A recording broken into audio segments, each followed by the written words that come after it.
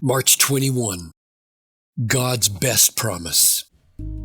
He who did not spare his own son, but gave him up for us all, how will he not also with him graciously give us all things? Romans 8:32. The most far-reaching promise of God's future grace is found in Romans 8:32. This is the most precious verse in the Bible to me. Part of the reason is that the promise in it is so all-encompassing that it stands ready to help me at virtually every turn in my life and ministry. There never has been and never will be a circumstance in my life where this promise is irrelevant. By itself, that all-encompassing promise would probably not make the verse most precious. There are other such sweeping promises, such as Psalm 84:11, "No good thing does God withhold from those who walk uprightly."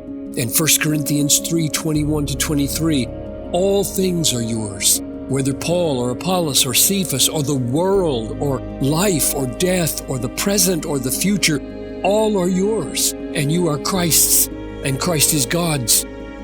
It is difficult to overstate the spectacular sweep and scope of these promises. But what puts Romans 8:32 in a class by itself is the logic that gives rise to the promise and makes it as solid and unshakable as God's love for His infinitely admirable Son. Romans 8:32 contains a foundation and guarantee that is so strong and so solid and so secure that there is absolutely no possibility that the promise could ever be broken. This is what makes it an ever-present strength in times of great turmoil. Whatever else gives way, whatever else disappoints, whatever else fails, this all-encompassing promise of future grace can never fail.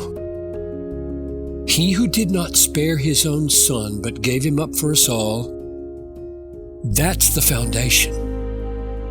If that's true, says the logic of heaven, then God will, with absolute certainty, give all things to those for whom He gave His Son.